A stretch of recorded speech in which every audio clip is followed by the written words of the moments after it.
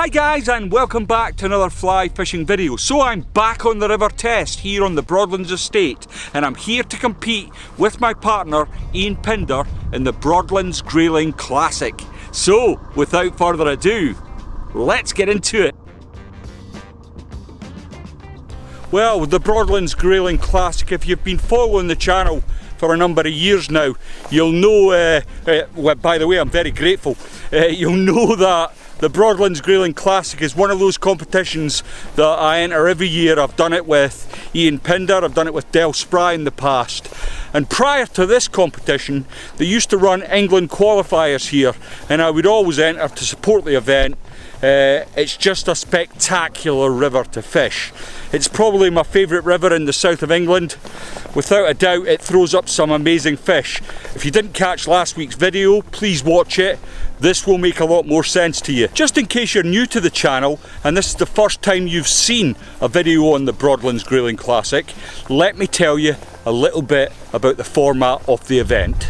Essentially then, you fish this competition with a partner, a fishing buddy, and you come out and fish a number of sessions. Now, the days are broken up into sessions. You're controlled by another competing pair. So what happens is on the Friday night, we have a few beers, we have a buffet, and it's a really good laugh. You catch up with old and make new friends. It's just a great evening. So we get an envelope which tells us what section of the river we're going to get. Now the river will be pegged out at various points and you will get a number and you will either go first or second.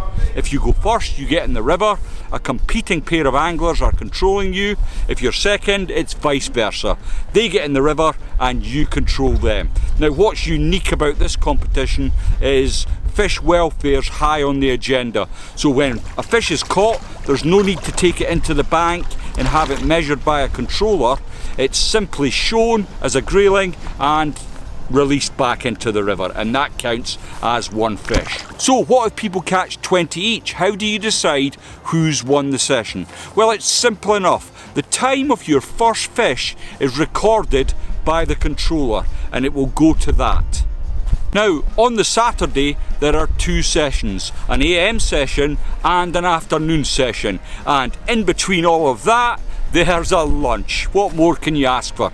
It's usually quite a rushed affair. You're shoving a sausage roll or some stovies into your face, getting a quick cuppa, and then you're off to the next section of the river which you will be fishing.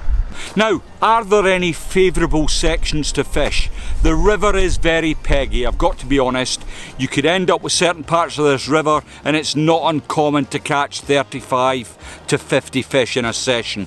That's just how it is. So you've got to have a bit of luck on the Friday night, drawing the envelope. I'm going to send Ian up this time because the last few times I've done it, we've not ended up with a very good draw. So all the pressure's on Ian this year. Now, the organisers that run this event, they know the river intimately.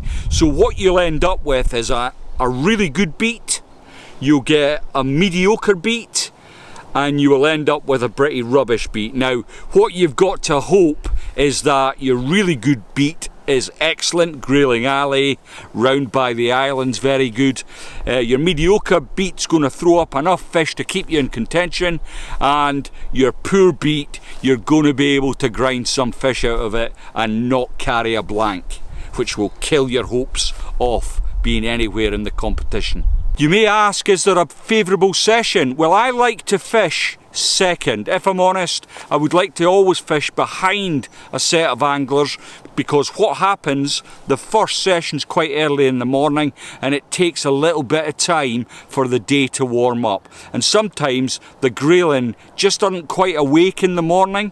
So if you give it an hour and a half till the sun gets up and warms up the atmosphere a bit, if you like, it can fish a little better. Not only that, there's always the opportunity that a hatch will come on and the fish will rise freely to dry flies, and you can pick an awful lot of grayling up fishing a single dry. Now, the biggest worry, of course, is who is going to take home the Horn of Gondor. It's almost become a legend, and the people that have won it in the past have been very proud. if a little bedraggled by the end of it. I think more people want to win the horn than want to win the competition. Let's talk about the weather. So in the previous video I was concerned that we were going to be kind of washed out, and yesterday while I was at home it absolutely bucketed with rain. I've not seen it rain that heavy in a long time, and my thoughts did go to the river and what condition it would be in. So coming today and seeing the river, it's not too bad, and we're not forecast any more rain, so if it stays quite dry overnight, I think we could have a record session tomorrow morning. Now, during practice this year there has been some huge fish thrown up. I myself have caught fish up to 46 centimetres. Now, I don't weigh fish, I never have done, it doesn't really interest me, but some of the larger ones I've measured, and my biggest one was 46 centimetres.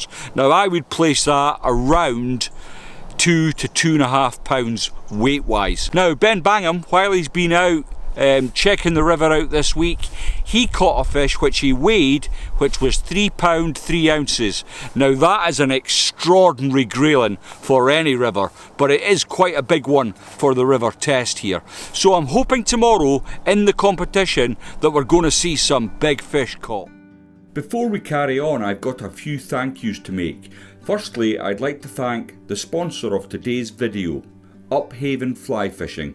They supply fly tying materials and tackle for your fly fishing needs. I will leave a link in the description to their website. Please feel free to check them out.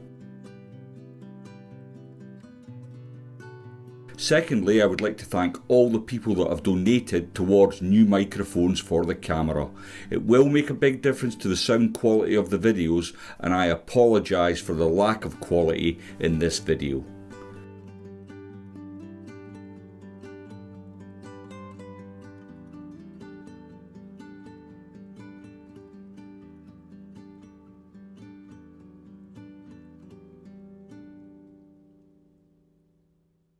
Let's jump straight back in. Well, good morning folks, and welcome to day 2 of the Broadlands Grayling Classic. So what happened yesterday? We had a little bit of everything. We had summer, spring, autumn and winter. It was pretty horrific at times, I've got to be honest. But Ian and I did very well on the first session, so we had a very good beat. It was by the hut, and there's plenty of fish there. We didn't get as many as we thought, but it was good enough for 1 place point, which we were very pleased with. Now in the afternoon we had beat 10, which is probably one of the less favourable beats on the river. There's 2 beats in contention for the worst beat, beat A and beat 10, and the turnaround time for the changeover and getting your lunch is very tight. So by the time the last session finishes, you've got 1 hour to get a bit of lunch and then move to your next beat. Now we were very lucky, we were right by our car, we were right by where the feeding station was, so we ended up being fed quite quickly and we managed to get up to our next session. The next session was at the top of the river, so we drive up to the top car park and then it's a short walk up to the beat, and we had no anglers, so Ian and I are waiting, and then eventually somebody strolls out from the sunlight, and it was sunny. We were starting to strip layers off at that point, and I said, well, where's the other angler? He said, well, he's about half a mile behind me, but he is coming. I said, well, look, you need to get started because you're eating into our daylight, what daylight there was, because shortly after the sun came the cloud and the rain and the wind and all the rest of it. So anyway, he started fishing away and Ian controlled him. Then the other angler finally got up to me and said, oh, I fancy fishing the other bank. So we walked around because it's difficult to cross the river when it's this high, and we started fishing the other bank, and my heart went out to both anglers. I'm not going to mention any names. It was a double donut in that session, and it didn't give out much hope for Ian and I, which was a bit of a shame really after the morning success. But remarkably, one of my very first casts, I got a really good dunt that I missed, and I could have cried, and I said to the controller, I said, that may well be the only opportunity I get in this session. But I changed through my flies, tried again, and to no avail. So after I dried my tears, I'd re-rigged, went out and then just started methodically working up the margins. And about 4 minutes in to the session, I managed a fish. I couldn't believe it. I was over the moon. It bolstered me, encouraged me to work hard. And then shortly after that, the other controller had moved down and said, oh, Ian's had 4, which I was over the moon with. I mean, that's a remarkable number of fish considering the conditions we were fishing in. So it was a great session. We ended up with 7 fish between us, which was kind of damage limitation as far as I was concerned. We expected to take the full 11 points, but we managed to only pick up 7 points, so that was not bad. And the people on beat 10 today, I feel for you, I really do, because I think it's still going to be very tough. There isn't much water, there's hardly any feature to go at, so it's going to be a hard one. So for Ian and I, what's in store? We've got beat 2. Now that's kind of below the island and kind of the middle beat, if you like, and hopefully it's fairly reasonable water that we're going to be fishing, and we should manage a few fish. And the other advantage we have, of course, is we're going to be fishing the second part of the session. So what? Well, the so what, if you like, is first thing, it's going to be cold. The fish might not be active very much, but in the second session, and the way the weather is at the moment, it's a beautiful day here at Broadlands. It's going to heat up, and we may even get a hatch and be able to pick them up on the dry fly, providing the river drops a little and clears down a bit. The fish will readily come up to a hatch.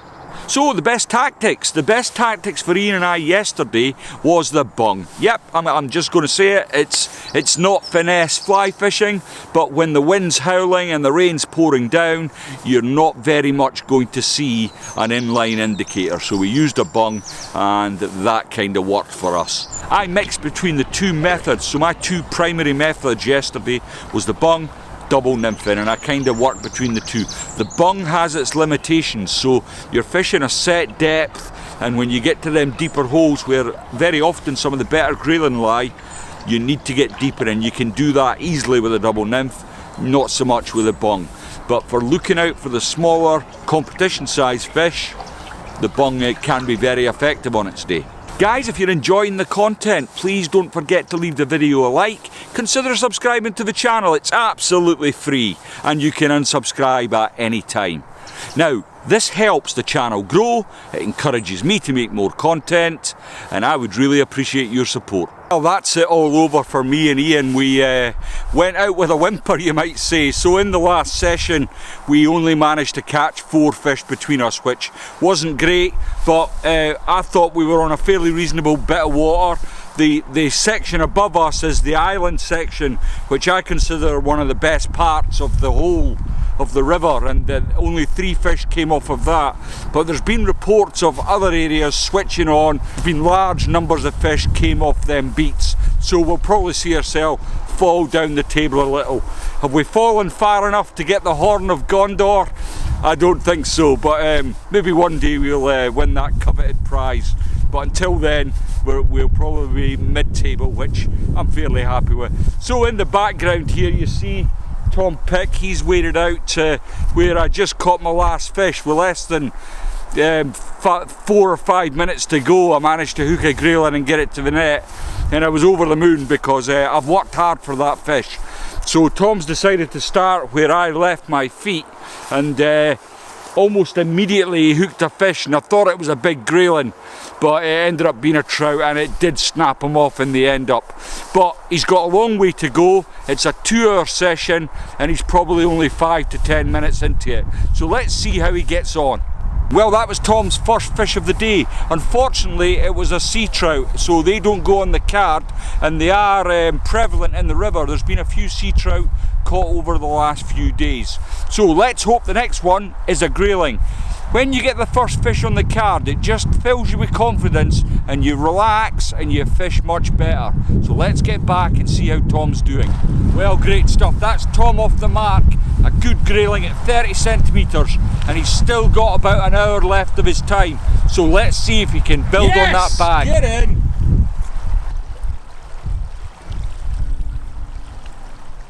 Tom continued to fish hard throughout the session, and being 6'5" and a big lad, he was able to wade to places that other people just simply couldn't reach, and this paid dividends as he picked up another fish.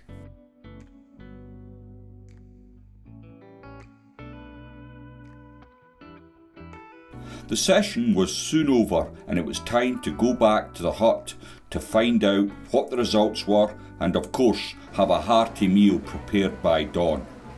The hog roast was most welcome and the results were soon forthcoming. I'd like to give a special mention to Damien Wilson and Ethan Ash. They travelled all the way from Northern Ireland to fish for grayling for the very first time. Damien was rewarded with the biggest fish. He had a grayling at 56 centimetres. Now if you don't know about grayling fishing, this will mean very little to you. If you do know about grayling fishing, you'll know this is a fish you will only see once in your lifetime. Sadly, during a fumble after the controller had measured the fish, there was no photograph. I think I was more upset than Damien. The eventual winners of the competition, narrowly beating Sean Watkins and Neil Ashman, was the combination of Don Moore, Ben Bangham and John Hall. The results are all taken in good spirits and really is a byproduct of the week of practice and competition. I hope this video has shown you that you shouldn't be intimidated by competition. It can be a very friendly and welcoming event. You can grow in knowledge very quickly by watching some very experienced anglers fishing the river. I hope you've enjoyed the video and I'll see you in the next one.